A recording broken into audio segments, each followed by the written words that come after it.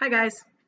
So today I'm going to begin reading the book Charlie and the Chocolate Factory. I think probably a lot of you have seen the movie Willy Wonka and the Chocolate Factory. So the book is probably very similar to the movie because the movie's based on the book, but it's still fun to listen to a book being read. And then after that, I'm going to read The Great Glass Elevator, which is the book that comes next in that series. Okay. All right, so here we'll start with Charlie and the Chocolate Factory, Chapter 1. Here comes Charlie. I'll show you the picture. There's not very many words on this page, so there's the picture. Make sure you can see it okay.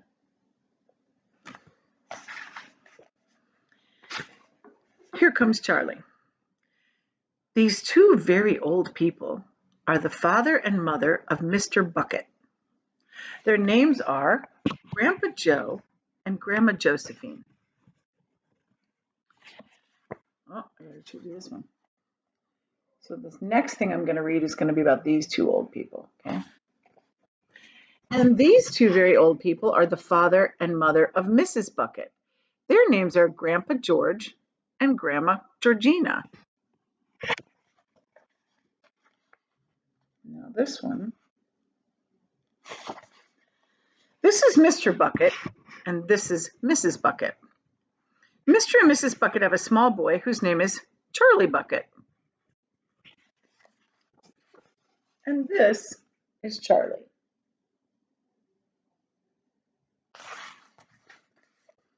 How do you do? And how do you do? And how do you do again? He is pleased to meet you. The whole of his family, the 6 grown-ups, count them, there's grandma and grandpa, another grandpa, mom and dad, yep, 6, and little Charlie Bucket, all live in a small wooden house on the edge of a great town. The house wasn't nearly large enough for so many people, and life was extremely uncomfortable for them. There were only 2 rooms in the whole place altogether, and there was only one bed. The bed was given to the 4 old grandparents because they were so old and tired. They were so tired they never got out of the bed. Grandpa Joe and Grandma Josephine were on one side, and Grandpa George and Grandma Georgina were on the other side. Mr. and Mrs. Bucket and little Charlie Bucket slept in the other room upon mattresses that were on the floor. In the summertime, this wasn't too bad, but in the wintertime, freezing cold drafts blew across the floor all night long. And it was awful. There wasn't any question of them being able to buy a better house or even one more bed to sleep in. They were far too poor for that. Mr. Bucket was the only person in the family with a job. He worked in a toothpaste factory, where he sat all day long at a bench and screwed the little caps onto the tops of the tubes of toothpaste after the tubes had been filled. That does not sound like a very fun job to me. But a toothpaste cap screwer is never paid very much money, and poor Mr. Bucket, however hard he worked and however fast he screwed on the caps, he was never able to make enough money to buy 1/2 of the things that so large a family needed. There wasn't even enough money to buy proper food for them all. The only meals they could afford were bread and margarine, kind of like butter, for breakfast, boiled potatoes and cabbage for lunch, and cabbage soup for supper. Sundays were a little bit better. They all looked forward to Sundays because then, although they had exactly the same, everybody was allowed to have a second helping of the food, but it was the same food. The Buckets, of course, didn't starve, but every one of them, the 2 old grandfathers and the 2 old grandmothers and Charlie's father and Charlie's mother, and especially little Charlie himself, went about from morning till night with a horrible, empty feeling in their stomachs. Charlie felt worst of all. And although his father and mother often went without their own share of lunch or supper so that they could give it to him, It still wasn't nearly enough for a growing boy. He desperately wanted something more filling and satisfying than cabbage and cabbage soup. The one thing he longed for more than anything else was chocolate. Walking to school in the mornings, Charlie could see great slabs of chocolate piled up high in the shop windows, and he would stop and stare and press his nose against the glass. His mouth was watering like mad. Many times a day, he would see other children taking creamy candy bars out of their pockets and munching on them greedily. And of course, that was pure torture. Only once a year, on his birthday, did Charlie Bucket ever get to taste a bit of chocolate. The whole family saved up their money for that special occasion, and when the great day arrived, Charlie was always presented with one small chocolate bar to eat all by himself. And each time he received it on the marvelous birthday mornings, he would place it carefully in a small wooden box that he owned and treasure it as though it were a bar of solid gold. And for the next few days, he would allow himself only to look at it. He would just look at it, but never touch it. And then at last, when he could stand it no longer, he would peel back a tiny little corner of the paper to expose a tiny little bit of chocolate. And then he would take a tiny little nibble, just enough to allow the lovely sweet taste to spread out over his tongue. The next day he would take another tiny nibble, and so on and so on. And in this way, Charlie would make his 10-cent bar of his birthday chocolate last him for more than a month. But I haven't told you yet about the one awful thing that tortured little Charlie, the lover of chocolate more than anything else. This one thing for him was far, far worse than seeing slabs of chocolate in the shop window or watching the other children munching creamy candy bars right in front of him. It was the most terrible, torturing thing you could imagine, and it was this.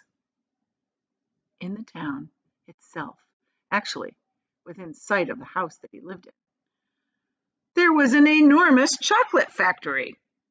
Ugh, just imagine that. And it wasn't simply an ordinary enormous chocolate factory either. It was the largest and most famous in the whole world. It was Wonka's factory, owned by a man called Mr. Willy Wonka, the greatest inventor and maker of chocolates that there ever had been. And what a tremendous, marvelous place it was. It had huge iron gates leading to it, and a high wall surrounding it, and smoke belching from its chimneys, and strange whizzing sounds coming from deep inside it. And outside the walls, for half a mile around in every direction, the air was scented with the heavy, rich smell of melting chocolate. Twice a day, on his way to and from school, little Charlie Bucket had to walk right past the gates of that factory. And every time he walked by, he would begin to walk very, very slowly, and he would hold his nose high in the air and take long, deep sniffs of the gorgeous chocolatey smell all around him.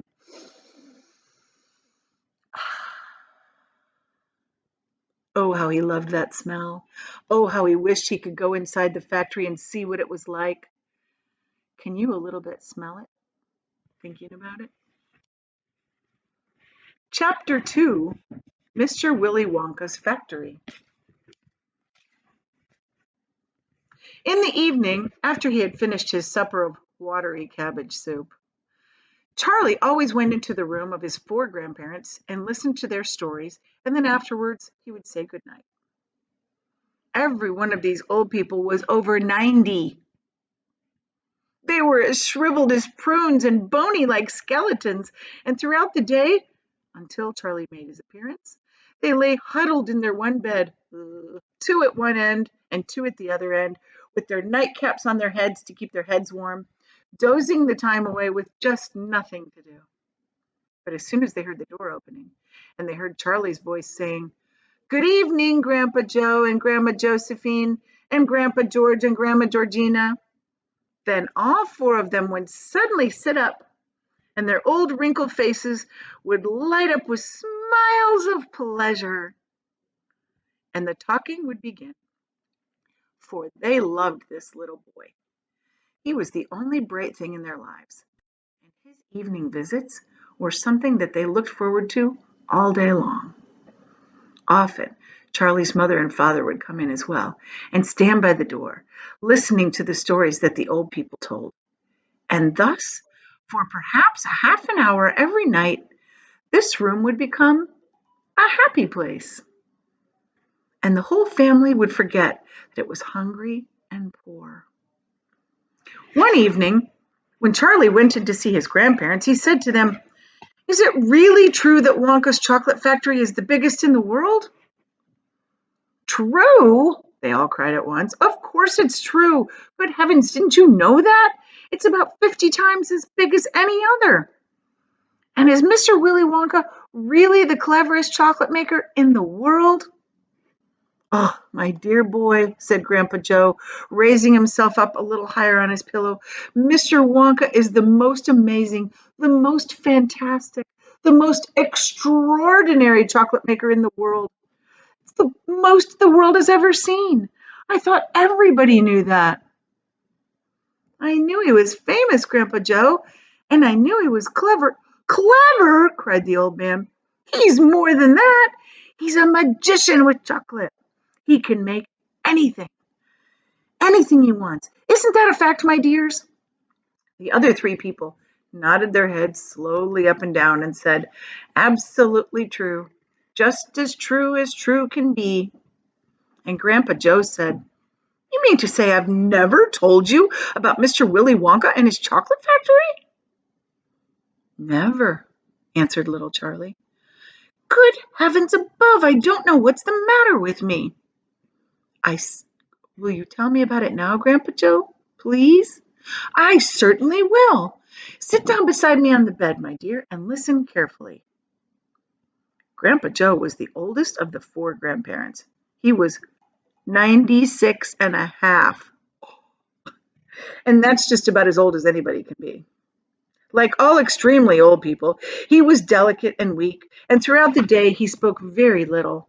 But in the evenings, when Charlie, his beloved grandson, was in the room, he seemed in some marvelous way to grow quite young again.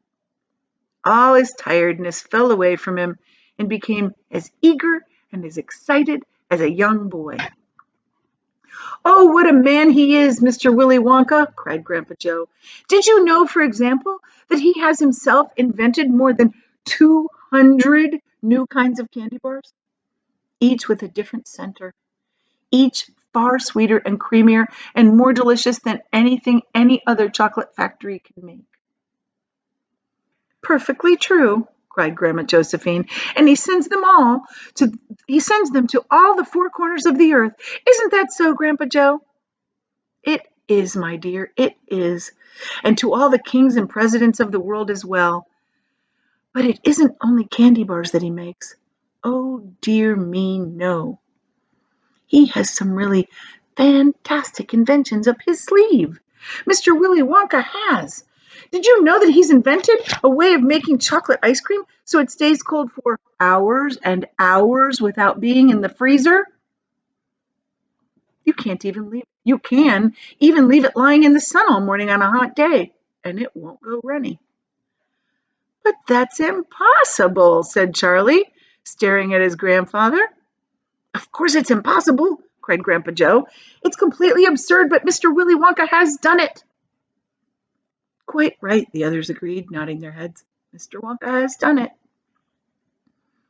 "And then again," Grandpa Joe went on, speaking very slowly now so Charlie wouldn't miss a word, "Mr. Wonka can make marshmallows that taste like violets and rich caramels that change color every 10 seconds as you suck on them, and little feathery sweets that melt away deliciously the moment you put them between your lips.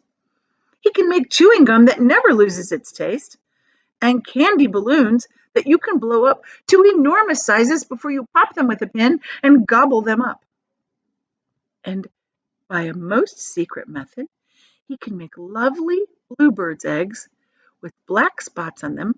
And you put one of those in your mouth, and it gradually gets smaller and smaller until there's nothing left except a tiny little pink sugary baby bird sitting on the tip of your tongue. Grandpa Joe paused and ran the point of his tongue slowly over his lips. It makes my mouth water just thinking about it, he said. Mine too, said little Charlie, but please go on.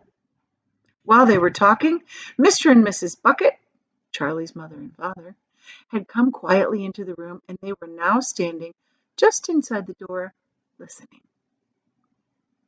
Tell Charlie about that crazy Indian prince, said Grandma Josephine. He'd like to hear that.